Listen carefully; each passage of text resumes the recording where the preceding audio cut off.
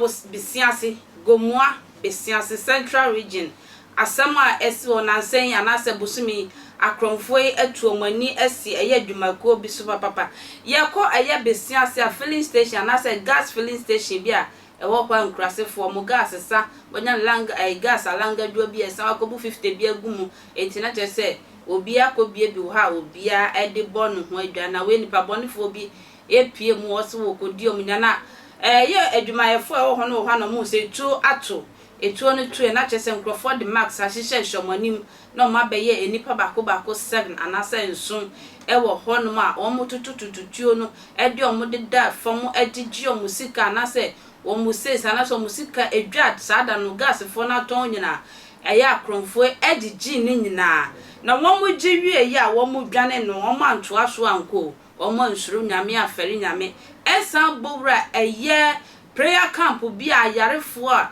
efri Gomoa enkana ha ba bi biara Cape Coast e ba be som ho yare no wom akronfo ebowura ho na omo yeso omo to sofo anase sofo pani oda prayer camp na sofo unity edi na yima wodwane ye na chese akronfo ediomani akosa yarefo mo da mattress so ho anyo momo ba akronfo tutu ebi mu tuo masabre ebi mu atwere mu kwan ebi mu so etuo na kekoma womo nyina egua ya sabia na asemi ayaye arehosem ejijom ho ne menyina ma yenko Besease prayer camp one of the prayer camps ewo ho ne yenko fa ho nsem ebra sesia yes R0bbers yakọ one gas station bia ewo Gomoa Besease ewo Gomoa Central District Gomoa Central ya onabo na yi ne mpesu aso ana asemisi yenda anti yakọ yere na ye one attendant or that filling station one gas station one no also ho na uhun say guy bi aba guy ne buy no nkwa cylinder onu so nkwa car bia enti no bebu san so na wo be den to hu an so ma warning shot afu hu an nipa extra 6 guys ya omu na dress mask oma kato manim bi bia ye black omu na create you gani esi odwane no mushutu ne sere mushutu ne sere enti timamufo en so mo tie se gunshot bi akoso nto mu nyina bo chinko so mo ko honom nti R0bbers ni hu se kofo eba hope no mu dimirika na omu difa ewura bim sai ewura ne so no na camp prayer bi prayer camp bi prayer camp bi to mu du hono na osofo no so ejare to ma warning shot no so for the catcher asore man say o ma mo bi anko dem na em say nipa bone fo aba ha to so for so pay no na say R0bbers ni hu na mo so tutu nti onu osui ni tu ni fa aboba ni fa na hem na ko ball oyare fo ba ko a owo sa prayer camp wonom ne baba ko a waba ho a oba besra no na itu nko kan no this go be 35 years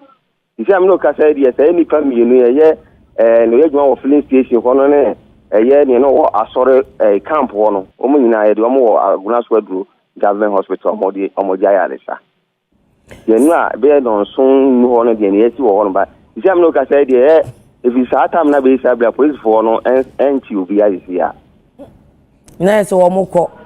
omoko say omo fa bush wo no mo fa ye no omo dwane no ana mo ko pie sa prayer camp wa omu hu osofo na mo peten ka mo ku sofo no ntomo do mo ka ewura wo na boy na owo filling station wona to ni di kan wo se wode nani kan ni pase na be kan de wodi kan ba ye ne hu so ba jo no menti ho no papa ni pa do osen akronfo na wa isu se wa akronfo enfo no mo ye do osen omo ye 7 first person di can buy you know me say bia oba be sele gas ano no approach no enti